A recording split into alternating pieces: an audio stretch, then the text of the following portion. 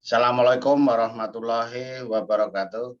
Selamat datang adik-adik sekalian di kuliah pengamatan organisme pengganggu tanaman. Jadi setelah belajar mengenai jenis-jenis hama, penyakit, itu bagaimana cara pengamatannya. Ya. Jadi sekarang kita lihat bagaimana mengamati dari adanya hama ataupun penyakit itu. Jadi ini kita contohkan saja nanti untuk di tanaman kelapa sawit. Coba kita share. Kita lihat.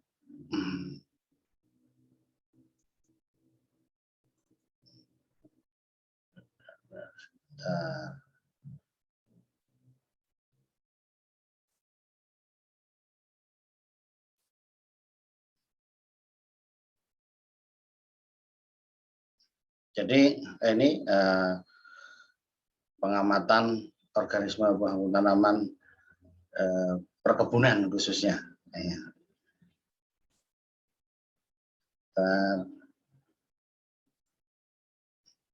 Jadi adik-adik sekalian ataupun yang mengikuti acara perkuliahan ini, di dalam budidaya tanaman perkebunan ataupun di tanaman pertanian yang lain, hama dan penyakit atau proteksi tanaman merupakan titik kritisnya.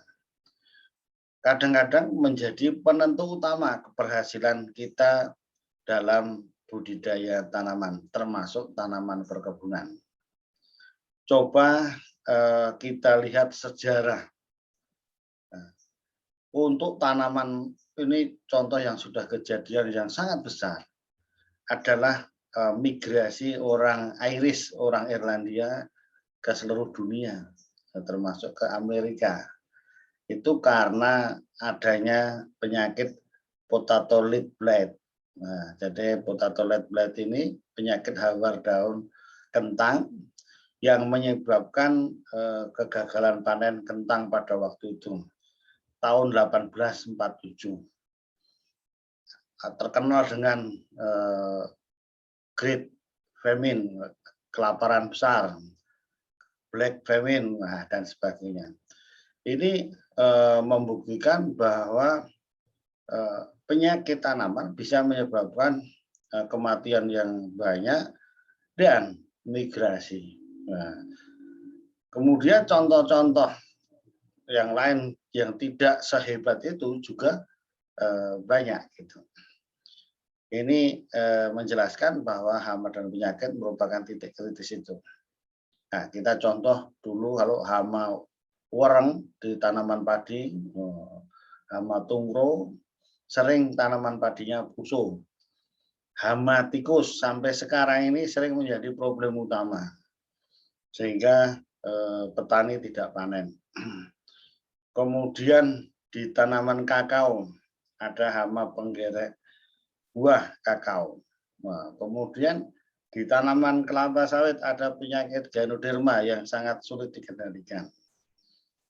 Dan rata-rata kalau tidak hama ya penyakit di tanaman budidaya tersebut. Inilah mengapa kita serius untuk mengendalikan hama dan penyakit ini. Nah, oleh karena itu, kalau kita berantas, istilahnya kan orang kalau yang awam itu bilangnya pemberantasan. Dan ini dengan kata-kata pemberantasan kita usahakan mati semua, itu justru menjadi gagal. Oleh karena itu muncullah pengendalian hama terpadu atau Integrated Pest Management (PHT) yang tidak asal mengendalikan. Jadi ada beberapa konsep. Nah, jadi pengendalian ini harus benar, tidak harus pemberantasan. Jadi di dalam PHT itu adalah konsepnya adalah budidaya tanaman sehat, kemudian secara alami, artinya menitik pengendaliannya pada pengendalian hayati, bertumbuh pada monitoring. Nah, ini monitoring, kemudian petani atau pekebun itu menjadi kunci utamanya. Dia yang menentukan. Nah, oleh karena itu pengamatan OPT ini dasarnya ada dua, pertimbangan ekonomi dan ekologi. Nah, kalau pemberantasan itu kan pertimbangannya ekonomi saja. Wah, ini sedikit pun merugikan nampaknya. Nah, padahal secara ekologi, secara jangka panjang juga harus diperhatikan. Ya, dua-duanya ini harus diperhatikan. Oleh karena itu tadi di empat konsep tadi yang kami sampaikan tadi, di sini ada namanya ambang ekonomi. Jadi tidak serta-merta ada hama yang jumlahnya tertentu langsung dikendalikan, ada namanya ambangnya. Ya, untuk menentukan ambang dan sebagainya diteliti, kemudian tinggal pengamatannya itu adalah sensus atau monitoringnya, kegiatannya. Ya, kalau di bawah ambang dibiarkan, kendalikan dengan teknik-teknik yang ramah lingkungan.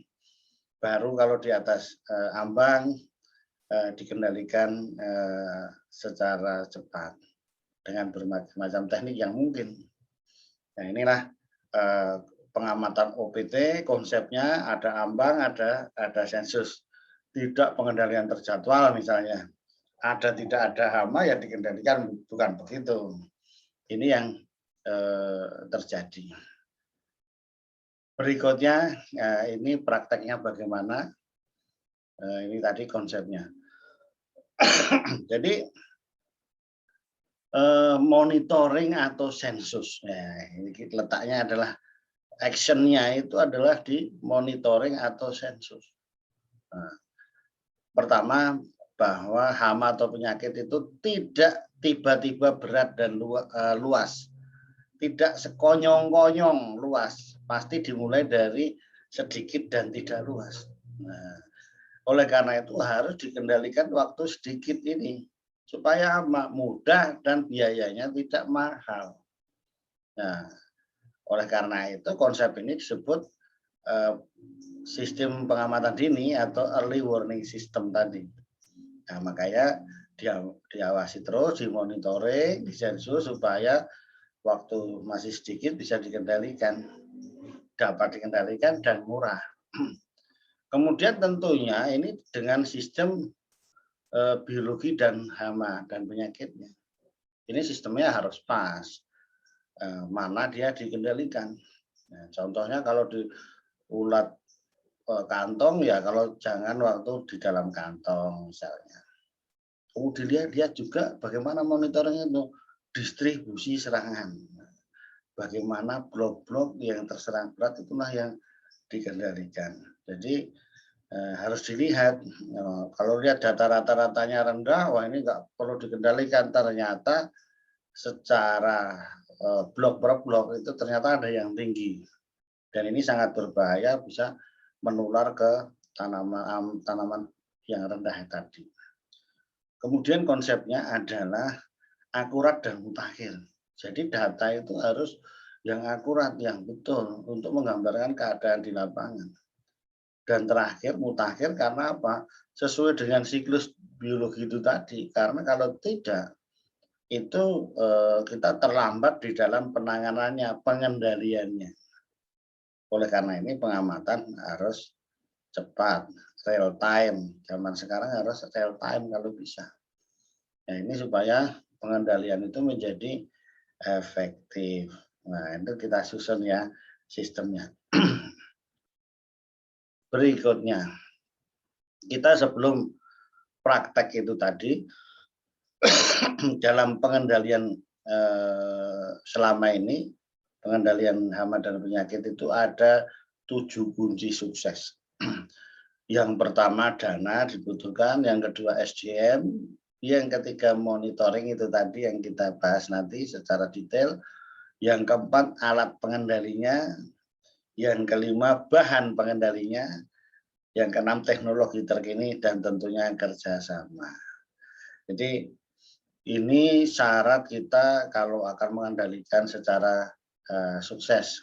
Jadi kita bahas ini satu persatu. Jadi di dalam pengendalian hama atau penyakit itu pasti membutuhkan dana. Nah, oleh karena itu supaya tidak banyak tadi ya harus dimonitoring. Ini saling berkaitan juga. Kalau nggak punya dana ya gimana kalau dalam apanya luas, perlu tenaga kerja, ya kan, perlu alatnya ini kan semua perlu dana. Meskipun demikian itu bisa digabungkan dengan alat yang ada, dengan inovasi-inovasi yang ada. Nah, jadi juga jangan sampai menjadi alasan juga kan gitu. Tetapi harus ada. Yang kedua adalah SDM-nya. Jadi SDM ini penting untuk mengendalikan hama penyakit dalam artian ada dua sisi, yaitu sisi teknis dan non teknis. Dari segi non teknis ini dibutuhkan itu tadi data akurat dan mutakhir, artinya harus jujur. Nah, yang ngamati harus jujur. Jadi kalau dia mati ulat pelepahnya 5 ya 5, jangan dikarang dikede. Oh, ini satu aja. Oh, padahal di lapangan tadi udah 5 atau bahkan lebih 20 laporannya tidak dilaksanakan, nggak jujur kan gitu. Nah, kemudian dari segi teknis, cara-cara ngamatinya tahu supaya datanya akurat dan mutakhir, pengambilan sampelnya betul. Nah, ini supaya bisa diterapkan. SDM penting. Nah, kemudian yang ketiga monitoring, itulah yang dilaksanakan nanti sistemnya karena apa? Contohnya kebun kelapa sawit ini kan luas ini untuk kelapa sawit ya. Ya jadi kalau main-main ya nanti bisa lewat hama penyakitnya sudah outbreak, terjadi ledakan hama. Jadi nanti yang akan kita bahas banyak adalah di monitoring atau sensus ini. Nah, gitu.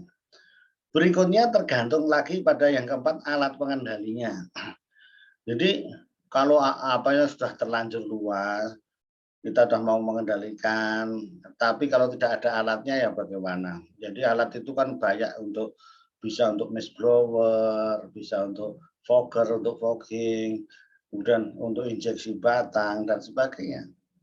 Bahkan alat-alat yang lebih lagi gitu. Jadi kalau ini tidak tersedia, tidak mungkin ya gitu. Ya, misalnya tanaman tinggi, bagaimana kita mengendalikan secara mekanik ya kan nggak bisa. Harus dikendalikan dengan kimiawi misalnya. Ya, jadi alatnya harus ada. Yang kelima, bahan pengendalinya juga harus ada gitu. Jadi kalau alatnya ada, bahan pengendalinya tidak ada, ya bagaimana? Ini yang sering terjadi di kebun-kebun kelapa sawit gitu. Belum sempat dibeli, belum sempat direncanakan, padahal serangan hamanya sudah ada. Bahannya baru dibeli, hamanya udah masuk ke siklus berikutnya.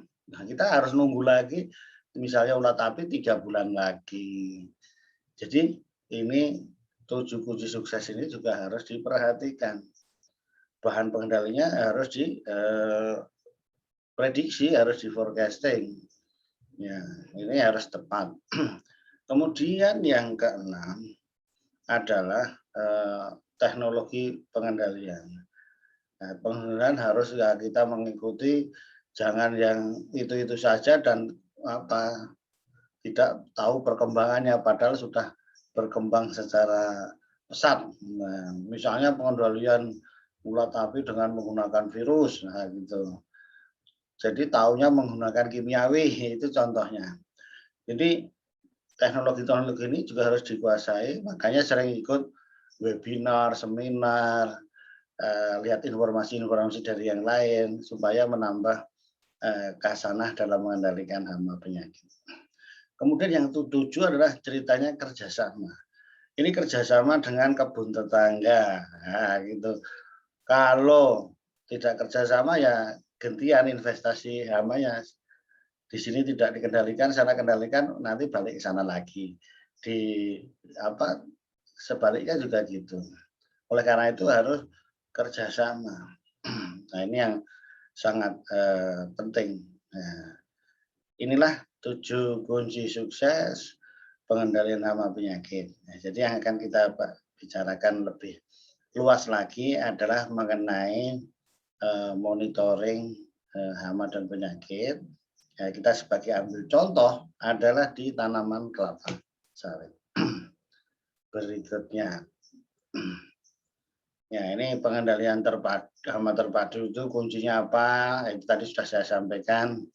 Jadi salah satunya menggabungkan cara-cara pengendalian yang kompatibel. Ya, tidak harus dengan kimiawi. Kimiawi diletakkan pada pengendalian terakhir, cara yang terakhir. Penekanan penggunaan musuh alami ataupun yang hayati. Nah, dan intinya adalah yang itu tadi, pertimbangan ekologi yang ramah lingkungan. Nah, ini tadi ini sebagai dasar-dasar kita pengendalian. Jadi sekarang kita teknis pengamatannya OPT itu tadi. Jadi kita lihat nanti ada hama, ada penyakit. Nah, gitu. Kemudian kalau penyakit itu dibedakan lagi penyakit monosiklik dan penyakit polisiklik. Nah, bagaimana cara mengamatinya nanti? Ya, itu berbeda kan gitu. Oke, inilah sistem monitoringnya. Nah, sekarang kita mengamati sistem monitoring padat populasi kritis untuk ulat pemakan daun kelapa sawit. Nah, ini contohnya. Jadi yang kita amati adalah populasinya, seberapa bahayanya gitu. Jadi ini adalah pengamatan keberadaan hama atau kenampakan gejala juga bisa nanti secara visual pada tanaman sampel yang secara sistematis ataupun terpusat sudah dipilih. Nah, jadi pada dasarnya dibagi dua dulu, yaitu yang global telling dan effective telling. Jadi global dulu setiap bulan sampelnya 1 pohon per hektar, termasuk jenis dan stadianya dilihat. Nah, ini kan supaya secara garis besar dululah namanya global. Jika datanya nanti ada yang banyak, itu juga didetailkan. Nah, makanya dibikin per blok, dilihat ambang ekonominya. Jadi jumlah sampelnya diperbanyak, jadi menjadi 5 pohon per hektar. Dan intervalnya diperpendek menjadi 2 minggu. Jadi ini untuk hama ulat pemakan daun kelapa sawit, yaitu ulat api maupun ulat kantong. Jadi ini prinsip-prinsipnya. Jadi kalau masih pendek ya jangan di pelepahnya tadi dihitung apa namanya ditarik, nah, jangan dipotong. Nah, kemudian pengamatan itu kalau tanaman tinggi perlu dipotong tapi menggunakan tanaman sekelilingnya, 12 tanaman sekelilingnya. Nah, itu untuk mengurangi kerusakan tanaman akibat pengamatan ini. Nah, itu. Yang diamati apa tadi? Di samping jumlah adalah instar, kalau bisa ya kepompong dan musuh alaminya. Berikutnya ini yang dipilih pohon sampel tadi sudah ditentukan. Jadi nanti tadi ada 12 pohon sekelilingnya. Pak, bagaimana jika tanaman itu mati? Nah, kayak gitu. Ya pindah sebelahnya yang mewakili tadi. Nah, jadi tidak kaku. Yang penting untuk daerah tersebut bisa terwakili. Nah, ini yang sudah kita apalagi detail lagi ditambah sampelnya jadi lebih rapat lagi. Ini contohnya tadi row-nya, barisnya diletakkan sampel-sampelnya di mana itu tadi. Ini detailnya. Nah, kemudian populasi kritisnya berapa itu? Contohnya untuk Cetotosia asigna 5 sampai 10. Nah, kita menggunakan yang apa saja, yang bawah saja gitu. Nanti bingung ya kan, 5 atau 10 ya Pak, ya kan gitu. Udah yang bawah aja, kalau udah 5 udah berbahaya, harus cepat dikendalikan. Itulah namanya ambangnya. Jadi kalau semakin sedikit semakin menjadi ambang ekonomi, artinya itu daya rusaknya lebih hebat gitu. Misalnya kan beda, misalnya dana terima 20 sampai 30 artinya banyak belum begitu merusak kan gitu. Tetapi kalau yang sedikit sudah berbahaya itu sangat berbahaya. Ya. Jadi inilah ambang-ambang ekonomi atau padat populasi kritis pelepah daun tadi. Jadi yang penting adalah yang nilai yang bawah. Nanti diperdebatkan, wah katanya 5 sampai 10, kami 7 ya belum.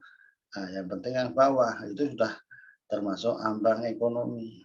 Inilah yang harus diperhatikan. Tetapi kalau masih satu, itu ya tidak apa-apa, diawas-awasi terus gitu. Itu nanti kalau satu dikendalikan ya seperti pemberantasan namanya kan gitu. Oke, inilah padat populasinya pada ulat api, ulat kantong, ini tadi di tanah ulat bulu di tanaman kelapa sawit ini contohnya. Nah ini kalau berdasarkan kerusakan, gejala kerusakan juga bisa. Jadi kita tidak melihat dari apa namanya jumlah populasinya, tapi gejala yang diakibatkan. Oh ini rusak, gejalanya kita skor. Oh ini 50%, oh ini 75%, ini 25%. Nah gitu ini caranya. Ini berdasarkan intensitas serangan. Nah, ini waktu tadi kita sampaikan acuan tindakan dalam PKHT itu tadi ini apa ya gambarnya grafiknya. Jadi pada populasi tadi misalnya ini 5 sampai 10 ekor pelepah. Nah, kalau yang di bawah ini yang kita bilang satu tadi ya proaktif pengendalian biologi mainkan, nah, kan gitu. Tetapi kalau sudah di atas ambang sudah tadi sudah 10 ini harus reaktif, harus cepat misalnya dengan kimiawi. Ya, kita kendalikan kan gitu. Ini supaya tetap di bawah ambang ekonomi tidak merugikan secara ekonomi maupun secara ekologi tetap terjaga. Inilah sebetulnya konsep PHT, konsep monitoring kita terhadap OPT yang ada. Nah, ini kita mencontohkan untuk yang di kelapa sawit. Ini acuannya, contoh-contohnya tadi sudah ada. Nah, ini mekanismenya. Jadi monitoring itu letaknya di mana? Monitoring, kemudian dilihat padat populasi kritisnya bagaimana, perlu pengendalian atau tidak. Nah, kalau masih di bawah tadi satu, oh tidak, balik lagi monitoring terus. Kalau pengendalian ya dilihat pengendaliannya, kemudian dievaluasi, perlu pengendalian ulang atau tidak, kan gitu. Karena tidak cukup sekali kadang pengendalian ini. Jadi mekanisme apa nih ya terus-terusan terus namanya monitoring terus. Hama penyakit itu kadang muncul sesuatu, kadang dipicu faktor predisposisi bisa muncul. Nah, gitu. Jadi ya terus diamati terus kan gitu. Berikutnya. Nah, ini kan tadi siklus hidup dari UPDKS tadi. Ini untuk menggambarkan bagaimana kita waktu pengamatan itu juga harus dilihat daur hidupnya. Contoh situasi aslinya ya, contoh aja ini. Jumlah telurnya 300-400, apa ya 6 hari. Stadia larvanya atau ulatnya 50 hari, 40 hari total 96 atau 3 bulan. Jadi kita tahu siklus-siklus itu tadi. Dari contoh ini UPDKS, ulat pemakan daun kelapa sawit. Ini nah nanti dalam praktek di lapangan itu kadang pengamatan itu untuk stadia sulit. Oleh karena itu berdasarkan ukuran itu lebih mudah. Oh kecil kan gitu, kecil, sedang atau besar kan gitu. Itu untuk menggambarkan ukuran beberapa hama. Meskipun untuk beberapa daerah agak beda sedikit ya kan. Tapi ini untuk mempermudah. Karena nggak mungkin diukur-ukuri terus ya kan. Nah, gitu. Kemudian kita monitoring hama untuk orites contoh. Ini untuk populasi orites. Nah, kalau tadi kan dilihat ya, dihitung gitu. Tetapi untuk orites itu beda. Kita menggunakan feromon. Nah, kita tangkap, kita lihat. Nah, nanti ataupun berdasarkan gejala kerusakan tadi itu. Nah, Ini contohnya. Jadi kita pasang feromon agregat. Nah, jadi di dalam dengan feromon agregat etil 4 metiloktanoat kita pasang. Bisa kalau untuk sensus di awal itu 1 saset per 2 hektar. Jadi fungsinya selain pengendalian adalah untuk sensus. Nah, diamati setiap minggu. Jadi yang penting adalah ambang ekonominya berapa. Jika 1 bulan tertangkap dalam 3 ekor kumbang, nah itu baru berbahaya. Nah, kan gitu. TPM ya, kalau TM dinaikkanlah kalau sudah 20 ekor TM, itu baru berbahaya per bulan, per trap. Nah itu. Inilah kira-kira sensusnya tadi, tapi tidak didatangi, tapi kita tangkap populasinya. Nah, prinsipnya sama, ada dihitung populasinya. Ini berdasarkan sensus populasi. Berikutnya, kemudian sensus gejala serangan baru dari Orites. Kalau tadi itu kan berdasarkan populasi, tetapi sekarang kalau tidak tahu menggunakan feromon itu yang menggunakan kerusakan gejala tanaman yang baru tadi, yang gejala baru. Jadi itu nanti di sampling, kemudian di skor, nanti ketemunya berapa persen. Nah, misalnya ini, skor 1 tidak ada serangan baru, skor 0, skor 1 serangan kurang dari 5%, dikerek hanya di 1-2 pelepah. Skor 2 5-10%, skor 3 10-25%, skor 4 25-50%, skor 5 serangan berat di atas 50%. Contohnya ini di gambar-gambarnya seperti ini. Oh, kalau gambar seperti ini serangan barunya ya. Ini 0 sehat. 1 seperti ini, 2 seperti ini, 3 seperti ini, 4 seperti ini, 5 semakin berat. Nah, nanti jumlahnya dihitung dengan rumus ini intensitas serangan. Jadi tergantung sampelnya tadi berapa. Oh, sampel 1 ini misalnya kategori 1. Sampel 2 kategori sehat 0. Terus sampai 143 yang dalam 1 hektar. Selanjutnya nanti dihitung dengan rumus intensitas serangan ini. Sigma N kali V dibagi N besar kali V kali 100%. NV besar ini ada misalnya. N ini jumlah sampel yang diamati, kalau 143 ya 143. V adalah skor tertinggi. Nah, skor tertinggi tadi 5 ya 5 kan gitu. Nah, ini jumlah masing-masing skor nanti kali 100%, ketemulah persentase intensitas serangan yang bisa dijadikan patokan untuk mengendalikan hama kita tersebut. Nah, gitu. Berikutnya sekarang tadi itu kan hama kan ada pengamatan berdasarkan populasi hamanya dan gejala serangan dengan rumus intensitas tadi. Yang kedua pengamatan penyakit sekarang, pengamatan OPT yang penyakit itu dibagi menjadi 2 juga, yaitu untuk penyakit yang monosiklik, yang 1 siklus menghasilkannya. Nah, ini biasanya patogen sorbon, contohnya di kelapa sawit yang Ganoderma misalnya. Nah, ini pengamatannya bagaimana? Itu harusnya. Ini adalah kejadian penyakit.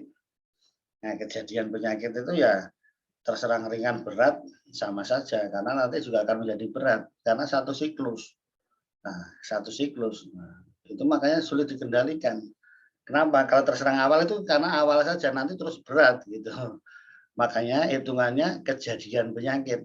Nah, jadi yang terinfeksi berapa dibagi total yang diamati gitu.